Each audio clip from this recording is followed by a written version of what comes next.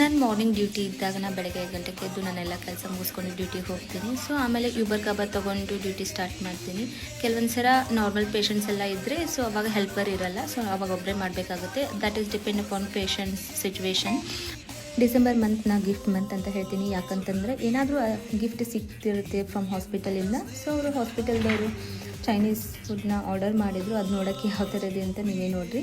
So ಅದಾದಮೇಲೆ ಮತ್ತೊಂದು ನಮ್ಮ ಸ್ಟೇಷನಿಂದ ಒಂದು ಗಿಫ್ಟ್ ಕೊಟ್ಟಿದ್ದರು. ಅದೇನಂತಂತಂದರೆ ನೋಡೋಣ ಬನ್ನಿ ಇವಾಗ. ಸೊ ರೂಮ್ ಫ್ರೆಶ್ನರ್ ಅಂತ ಕೊಟ್ಟಿದ್ದರು. ನಮ್ಮ ಇಂಡಿಯಾದಲ್ಲಾದರೆ ಆಲ್ಮೋಸ್ಟ್ ಸ್ಪ್ರೇ ಎಲ್ಲ ಇರುತ್ತಲ್ಲ, ಸೊ ಇಲ್ಲಿ ಒಂಥರ ಡಿಫ್ರೆಂಟ್ ಯಾವ ಥರ ಇರ್ತೈತಿ ಅಂದರೆ ಅರೋಮಾ ಸೊಲ್ಯೂಷನ್ಸ್ ಬರ್ತವೆ, ಲೈಕ್ 5 ml ಈ ಥರ ಎಲ್ಲ. ಸೊ ಡಿಫ್ರೆಂಟ್ ಫ್ಲೇವರ್ ಇರುತ್ತೆ. ಆರೆಂಜ್, ಆಮ್ಯಾಗ ಲೆಮನ್, ಆ ಥರ ಹಿಂಗೆ ಬೇರೆ ಬೇರೆ ಫ್ಲೇವರ್ ಇರುತ್ತೆ. ಸೊ ನನಗೆ ಸಿಕ್ಕಿರೋದು ಪ್ರಿಮಾವೆರಾ ಅಂತ ಹೇಳಿ.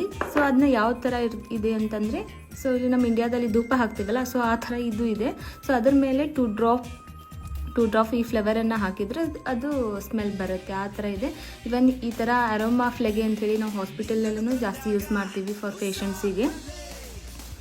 ಸೊ ಈ ಥರ ಇದೆ. ಸೊ ಇದಕ್ಕೆ ಒಂಥರ ಧೂಪ ಅಂತೀವಲ್ಲ ಆ ಥರ ಇದೆ. ಅದಕ್ಕೆ ಒಂದು 2 ಡ್ರಾಪ್ಸ್ ಇದನ್ನ ಹಾಕಿದರೆ ಸೊ ಅದು ಆಮೇಲೆ ಸ್ಮೆಲ್ ಬರುತ್ತೆ. ಈ ವಿಡಿಯೋ ನೋಡಿ ಯಾವ ಥರ ಇದೆ ಅಂತ ಕಮೆಂಟ್ ಮಾಡಿ.